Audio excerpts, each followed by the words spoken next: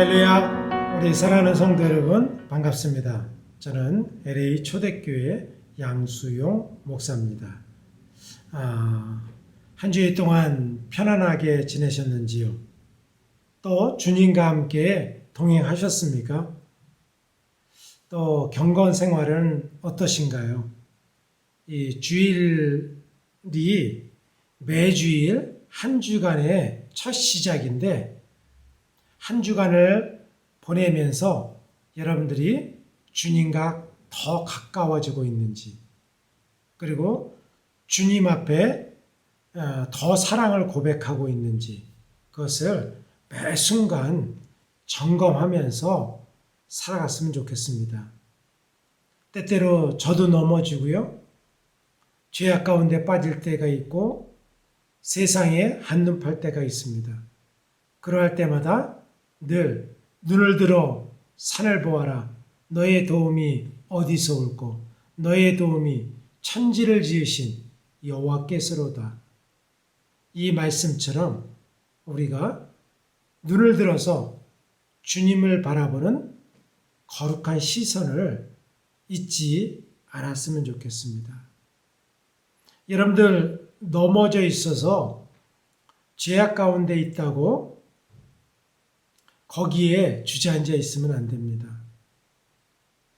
그때가 바로 주님을 바라볼 때입니다. 나의 연약함을 주님 앞에 모두 맡기고, 주님, 내 힘으로는 할 수 없습니다. 나는 완전히 죽었습니다. 주님만이 행하실 수 있습니다. 고백하며 주님 앞에 나아가면 우리가 새로운 길을 걸어갈 수 있습니다. 제가 좋아하는 성경 구절이 잠언 8장 17절입니다. 나를 사랑하는 자가 나의 사랑을 입으며 나를 간절히 찾는 자가 만날 것이다. 주님을 사랑하는 것이 우리의 모든 삶의 지표가 되어야 됩니다. 주님을 사랑하여서 공부를 하고, 주님을 사랑하여서 일을 하고, 주님을 사랑하여서 비즈니스하고, 주님을 사랑하여서 신앙생활하는 그런 우리의 삶이 될 때 우리는 끝까지 승리할 수 있습니다. 꼭 승리하세요. 오늘은 고린도전서 12장의 말씀을 가지고 더 큰 은사를 사모하라고 하는 진정한 뜻에 대해서 말씀을 나누고자 합니다. 성경 말씀 보면은요, 고린도전서 12장 29절에서 31절까지 한번 같이 읽겠습니다. 다 사도이겠느냐? 다 선지자이겠느냐? 다 교사이겠느냐? 다 능력을 행하는 자이겠느냐? 다 병 고치는 은사를 가진 자이겠느냐? 다 방언을 말하는 자이겠느냐? 다 통역하는 자이겠느냐? 너희는 더욱 큰 은사를 사모하라. 내가 또한 가장 좋은 길을 너희에게 보이리라. 12장은 13장과 연결되어 있는데요. 더욱더 큰 은사를 사모하라 라고 마치고 있습니다. 제가 한 가지 질문 드리겠습니다. 세상에 많은 교회들이 있는데 어떤 교회들은 큰 부흥을 경험해서 성도들이 많이 출석하고 있는 교회들이 있습니다. 저도 그러한 교회를 섬겨본 적이 있는데, 교회가 부흥하면은 기도하는데 장로님들이 빼먹지 않고 하는 기도 내용이 있습니다. 하나님, 우리에게 이렇게 축복해 주셔서 우리는 아무것도 한 것이 없는데 이렇게 큰 부흥을 주시니 감사합니다. 우리에게 큰 축복을 주시니 감사합니다. 이런 기도를 대표 기도하시는 분들이 빼놓지 않고 합니다. 하나님이 축복해 주셨다는 것을 부인하고 싶지는 않습니다. 그런데 그런 큰 부흥이 없고 성도가 많지 않은 작은 교회는 하나님께 버림받은 걸까요? 복을 받지 못하는 걸까요? 은혜가 없는 걸까요? 저는 그런 퀘스천 마크를 가졌습니다. 어떤 사람이 또 재정적으로 큰 돈을 벌었어요. 그리고 부자가 되었습니다. 집도 사고 멋있는 차도 사고 그리고 각종 누리는 것을 다 누리게 되었습니다. 그런 분들도 교회의 성도님들 중에서 있습니다. 그런 분들이 대표 기도를 할 때 이렇게 기도합니다. 하나님 나에게 축복을 주셔서 이렇게 부유하고 부족하지 않게 해주셔서 감사합니다. 그런데 그 기도를 듣고 그렇지 않은 가난하고 여전히 생활고에 시달리고 있는 성도들은 상처를 받습니다. 나는 하나님이 은혜가 없는 것일까? 하나님이 나를 버리신 것일까?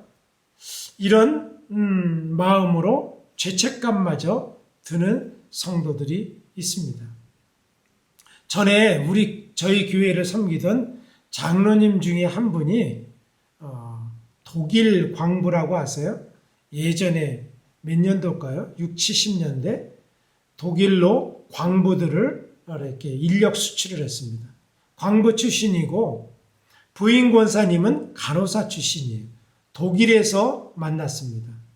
그래서 독일에서 만나서 결혼을 하고 한국으로 가지 않고 미국으로 이민을 오셨습니다. 그래서 처음에는 조그만 주유소를 시작해서 그리고 작은 건물을 사고 또 돈을 모아서 아파트 한 동을 사고 이렇게 해갖고 많은 아파트 정말 많은 제가 알기로는 10동이 넘는 그 아파트를 소유하신 그런 장로님이셨습니다. 신방을 가보면 이 LA 인근에 정말 바닷가가 보이는 멋진 뷰가 있는 그런 집에 사시고 럭셔리 카를 모시고 그리고 다른 사람들한테 대우받으면서 돈에 대해서는 이 재정에 대해서는 정말 풍족한 삶을 사시는 장로님이셨습니다. 그 장로님이 대표 기도를 할 때는 정말 저도 불편합니다.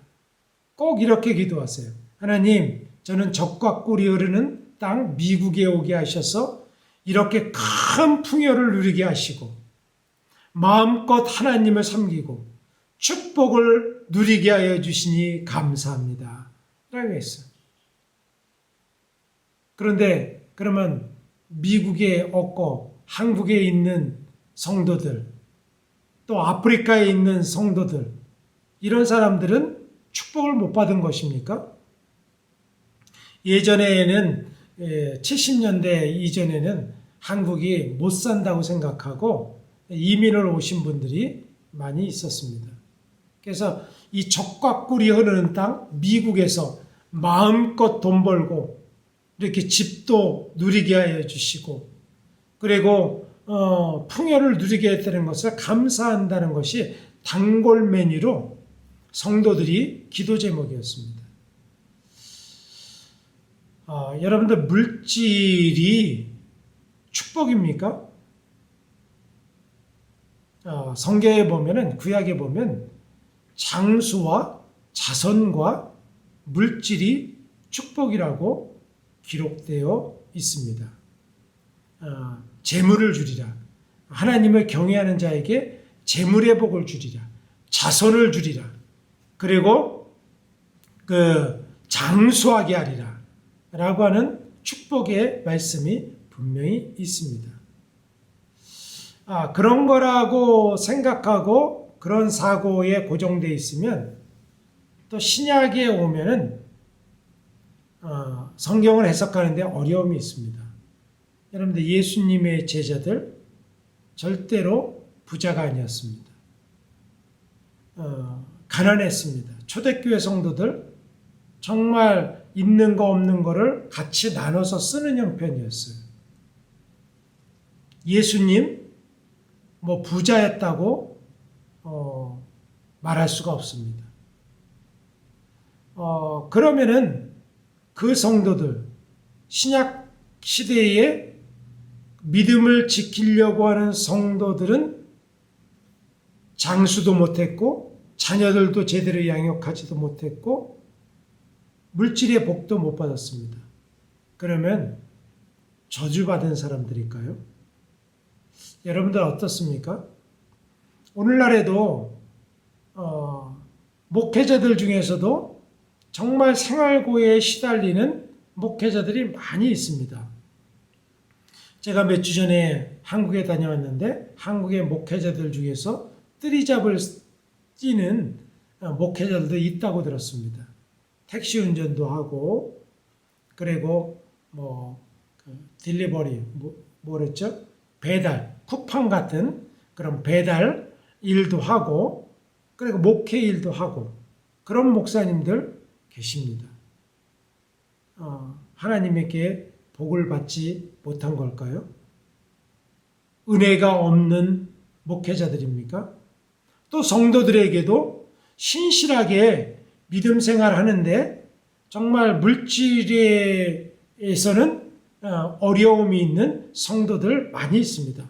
저렇게 신실하시고 저렇게 하는데 한국 교회 상황에서는 장로님이 되려면 재정적인 여유가 있어야 되는데 믿음은 좋은데 재정적인 능력이 떨어져서 장로님이 못 되는 성도도 제가 한국에서 사역할 때 계셨습니다.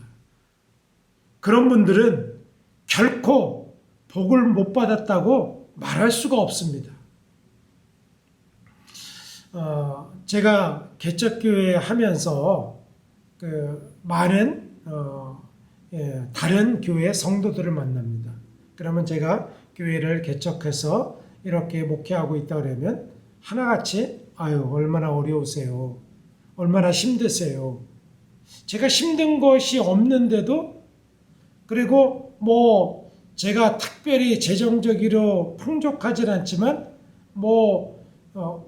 생활하는데 먹고 사는데 그냥 간간히 하는데 얼마나 어려우세요. 얼마나 힘드세요. 라고 하는 것을 보니까 제가 참 불쌍해 보였나 봅니다. 그렇게만 생각하는 것이 아니라 또 그 기조에는 어떤 것이 있냐면 하나님께 큰 복을 누리지 못했구나 라고 하는 안타까운 마음도 그 안에 깔려져 있는 것이라고 저는 이렇게 느껴지게 되었거든요. 물질이 풍요하고 부자가 되는 것이 복이지만 거기에만 그치면요 안 맞는 부분이 너무나도 많이 있습니다. 그는 한쪽 면만 보는 거예요. 그것을 저는 부인하지 않습니다. 복입니다. 축복 중에 하나죠. 그런데 거기에만 그치면 안 돼요. 세상 사람들도 그렇게 생각합니다. 여러분들 세상 사람들 믿는 사람들이 부자가 많을까요? 믿지 않는 사람들이 부자가 많을까요?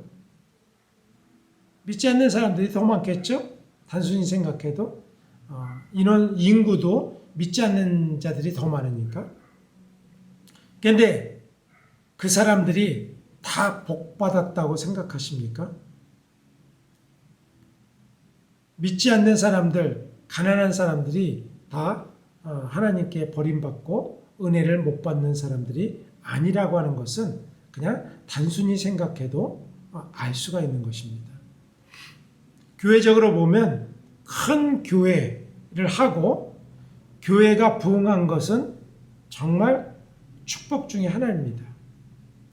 그러나 거기서 그친다면 우리가 세상에 그 물질을 보는 것과 뭐 많이 가진 거죠. 성도들이 많고 재정이 많고 어떤 건물이 크고 많이 가진 것에 그친다면 그것은 세상 사람들의 육적인 눈과 다를 바 없을 것입니다. 그럼 물질을 어떻게 봐야 될까요? 저는 물질과 재물의 축복은 새로운 관점으로 봐야 됩니다. 은사입니다. 은사.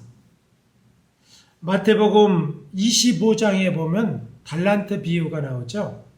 달란트 비유 마태복음 25장 14절. 또 어떤 사람이 타국에 갈 때 그 종들을 불러 자기 소유를 맡긴과 같으니 각각 그 재능대로 한 사람에게는 금 5달란트를, 한 사람에게는 2달란트를, 한 사람에게는 1달란트를 주고 떠났더니, 여기에 보면 달란트죠. 달란트 비유입니다. 이 달란트라고 하는 건 이 탤런트, 기프트라는 거죠.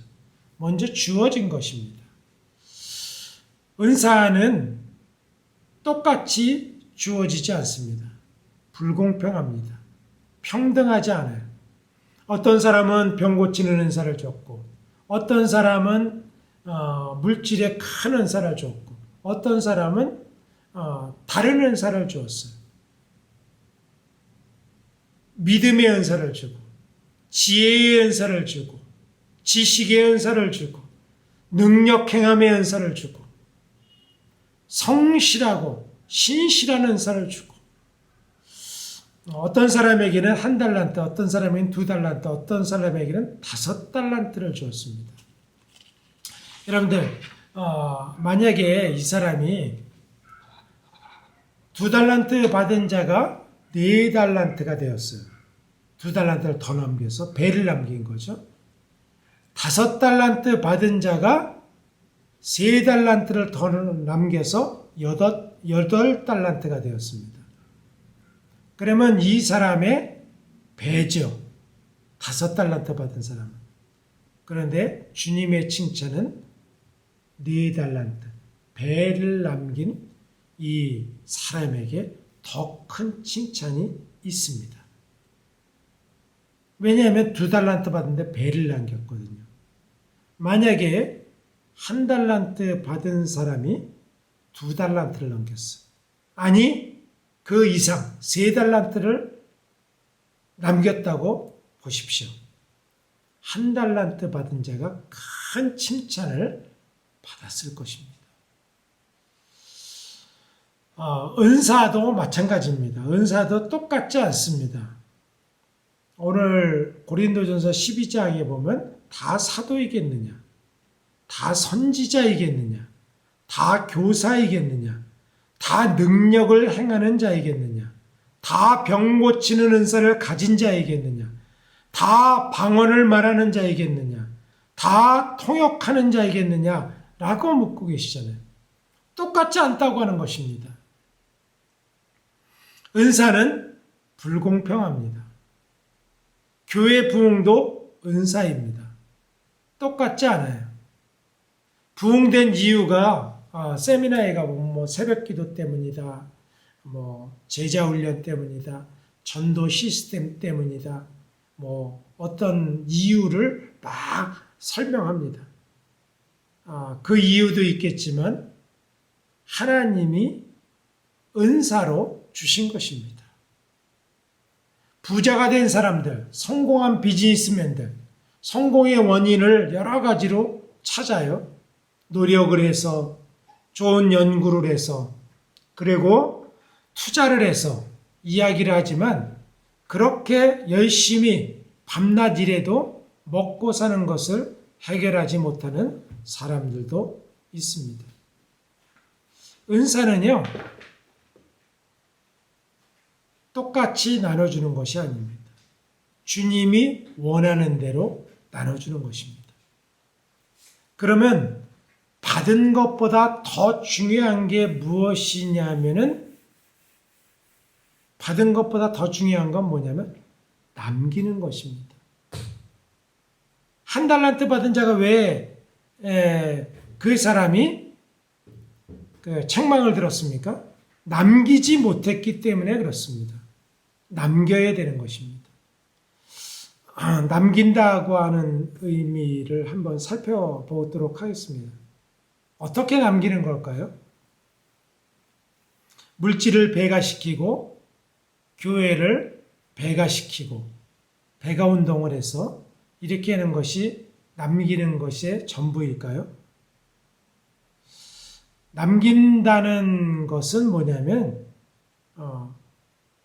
누구의 뜻에 맞게 행했느냐, 주인이 뜻에 맞게 행했기 때문에 2달란트, 5달란트 받은 자가 칭찬을 들은 것입니다.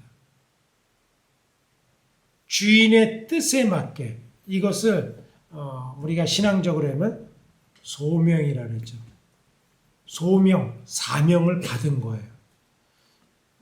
그것을 그분의 뜻에 맞게 행하는 것, 이것이 바로 남긴다고 하는 의미입니다. 또 성경에 남긴다고 하는 의미를 다른 단어로 썼는데요. 그 단어가 뭐냐면은 열매라고 하는 것입니다. 열매. 열매는 뭐예요? 그 나무가 자라서 신실하게 다른 사람들에게 나눠줄 수 있는 만한 좋은 열매를 맺는 거잖아요. 그걸 따먹는 거잖아요. 다른 사람이. 이 열매를 얻는 것, 다른 사람에게 나누어 주고, 또 열매 가운데 씨가 있잖아요. 열매 씨가 또 땅속에 묻어서 다른 나무를 생성하잖아요. 생명을 낳는 것입니다. 우리의 재능으로, 우리의 물질로, 우리의 갖고 있는 탤런트로 생명을 남기고 주님이 원하시는 뜻이 무엇일까를 생각하는 것입니다. 다른 사람보다 내가 조금이라도 더 갖고 있는 것은 탤런트입니다. 그것을 남겨야 돼요. 그것을 주인의 뜻에 따라서 열매 맺어야 되는 것입니다. 이것이 남긴다는 의미입니다. 여러분들은 얼마나 남기고 계십니까? 많은 사람들이 노후를 걱정하고 노후에 어떤 것을 쌓아놓으려고만 했지 영혼을 위해서 쌓아놓지 않은 사람을 주님께서 미련한 자야, 어리석은 자야 라고 했잖아요. 자기를 위해서 쌓아놓고 주인의 뜻에 따라서는 쌓아놓지 않은 사람들, 그 사람을 어리석은 자야 라고 말씀하고 있지 않습니까? 요한복음 15장 8절에 보면 이렇게 말씀하십니다. 너희가 열매를 많이 맺으면 내 아버지께서 영광을 받으실 것이요 너희는 내 제자가 되리라. 열매를 많이 맺으면 누가 영광을 받아요? 아버지께서. 주님이 영광을 받으시고 우리들은 제자가 된다고 하는 말씀입니다. 오늘 고린도전서 12장 31절에 너희는 더욱 큰 은사를 사모하라. 이 고린도전서 12장으로 그 다음에 바로 사랑장이 있어요. 내가 사람의 방언과 천사의 말을 할지라도 이렇게 시작되죠. 사랑장이 넘어가니까 더욱더 큰 은사는 사랑이다 라고 생각하는 사람들이 있습니다. 결론적으로 말하면요, 사랑은 은사가 아닙니다. 여러분들 은사에 사랑이 있습니까? 아니죠. 그러면 그 고린도전서 12장에 더욱 큰 은사를 사모하라 라고 하는 다음에 13장, 예전에는 장수가 이렇게 분리되어 있지 않았거든요. 13장, 사랑에 대해서 이야기하는 것은 왜 그럴까요? 더욱 큰 은사는, 사랑이 빠진 은사는 아무것도 아님을 나타내는 것입니다. 사랑이 빠진 은사, 그것은 아무것도 아니다. 고린도전 13장 1절 2절 내가 사람의 방언과 은사죠. 천사의 말 은사죠. 사랑이 없으면 소리나는 구리와 울리는 꽹과리가 되고 내가 예언하는 능력 은사죠. 모든 비밀과 모든 지식을 알고 산을 넘길 만한 모든 믿음의 은사, 지식의 은사, 능력의 은사 있을지라도 사랑이 없으면 내가 아무것도 아니다. 은사에 사랑이 빠지면 아무것도 아니다. 라고 하는 것을 강조하는 것입니다. 여러분들 교회에 건물이 있고 사람이 있고 물질이 있고 모든 것이 풍족한데 사랑이 없다고 생각해 보세요. 아무것도 아니라는 거죠. 가정도 마찬가지죠. 심지어는 회사도 마찬가지입니다. 사랑이 없어요. 그러면 정말 돈 버는 기계처럼 일하는 거죠. 노예처럼 일하는 거죠. 은사를 갖고 있는데 사랑이 없는 은사는 아무것도 아니라는 말씀입니다. 고린도전서 16장 14절에는 한마디로 이것을 정리합니다. 뭐라고 해요? 너희 모든 일을 사랑으로 행하라. 밥 먹고 화장실 가고 비즈니스하고 일하고 라고 하는 모든 것들을 사랑으로 행하라 라고 결론적으로 말씀하십니다. 마찬가지로 부유했는데 사랑이 없어요. 주님을 사랑하는 것에 남기지 못해 아무것도 아니라는 것입니다. 교회 부흥이 되었어요. 큰 은사를 받았어요. 사랑이 없으면 아무것도 아니라는 것입니다. 은사를 사용할 때 유익이 되고 영광이 되지 않는다고 하는 것을 말씀해 주고 있는 것입니다.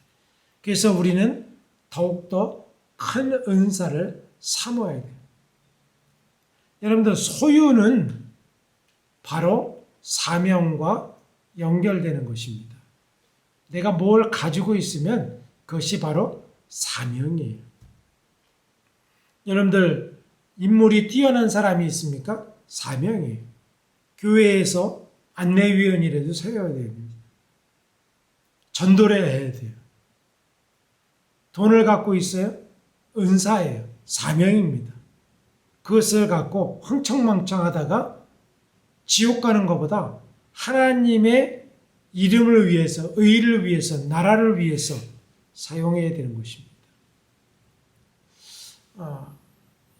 조지아주에서, 미국 조지아주에서 목회하시는 선배님이 교회에서 실제로 있었던 일입니다.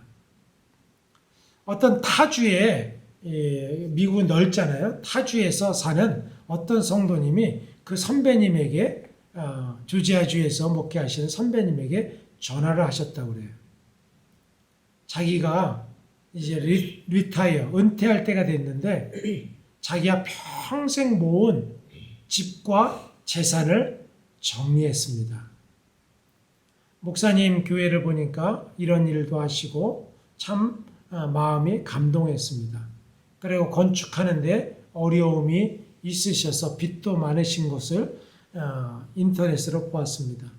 제가 하나님 앞에 갈 날이 얼마 남지 않았는데 이 모든 재산을 목사님 교회에다 헌금하려고 합니다. 그러니까 목사님이 이게 사실인가? 의심이 되더래요. 그 돈이 얼마입니까? 라고 했더니 미국 돈으로 1,000만 불, 한국 돈으로는 한 135억 정도 되나요? 그런 어마어마한 큰 돈이었대요. 근데 이 목사님이 긴가민가 하니까 목사님, 제가 다음 주말에 직접 교회로 찾아뵙겠습니다. 그러니까 이게 직접 찾아온다니까 뭐 보이스피싱이나 이게 가짜가 아니구나. 그래갖고 그분이 직접 오셨대요. 그리고 교회의 목사님을 만나고 장로님들을 만나고 교회의 주변에 머무시면서 교회 중직들도 만나고 자기의 삶의 스토리도 나누고 막 그러니까 확실한 거 아니겠습니까? 근데 그 성도님이 한 주일 머무시더니 이제 자기가 집에 가서 모든 것을 정리하고 와야 되겠습니다. 라고 하는데 그 목사님에게 제가 여기 와서 비용을 다 쓰느냐고 지금 갖고 있는 돈이 없는데 가서 정리하는데 한 몇천 불만 빌려주십시오. 라고 하더래요. 아니 몇천만 불을 지금 1,000만 불을 헌금하시는 분에게 몇천 불 안 드리겠어요? 잘 알고 오십시오. 여비도 두둑하게 교회에서 챙겨줬대요. 그런데 결론적으로 하면 사기를 당한 겁니다. 연락이 두절이에요. 그 다음부터 아무 소식이 없었답니다. 뻘쭘해졌죠.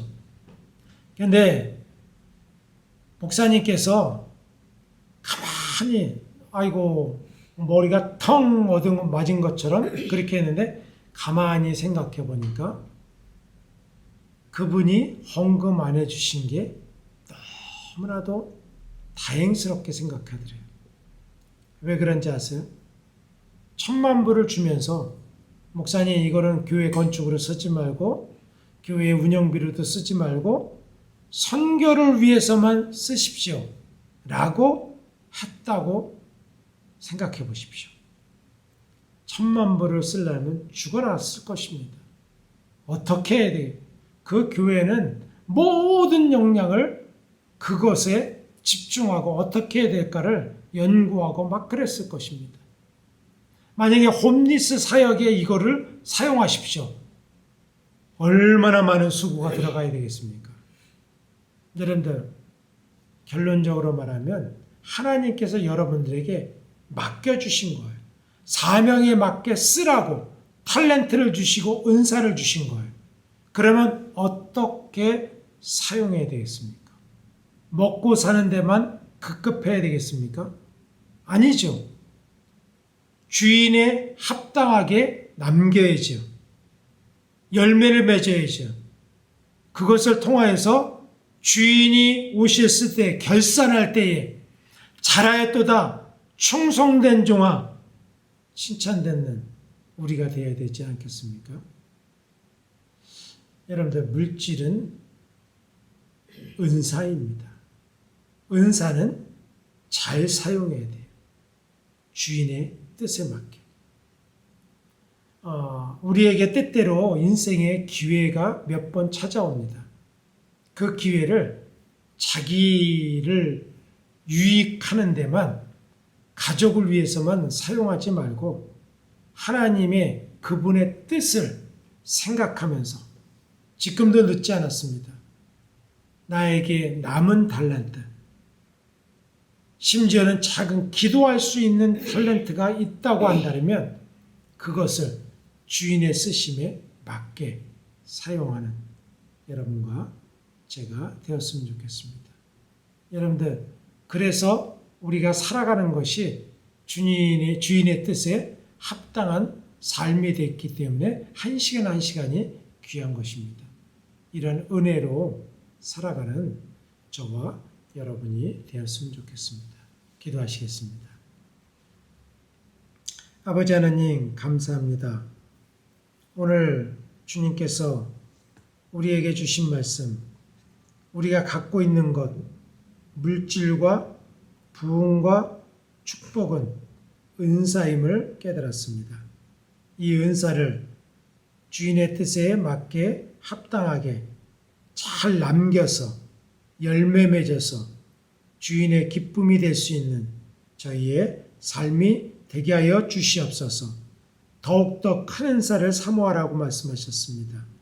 모든 것을 사랑으로 행하며 사랑의 모든 것들을 포장으로 주님 앞에 온전히 드릴 수 있는 주님이 받으실 만한 아름다운 향기들이 되게 하여 주시옵소서.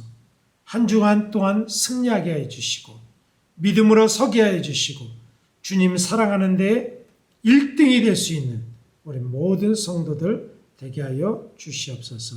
모든 것 감사드리오며 우리 주 예수 그리스도의 이름으로 기도했습니다. 아멘. 여러분들 한 달 동안 승리하십시오. 축복합니다. 마라나타.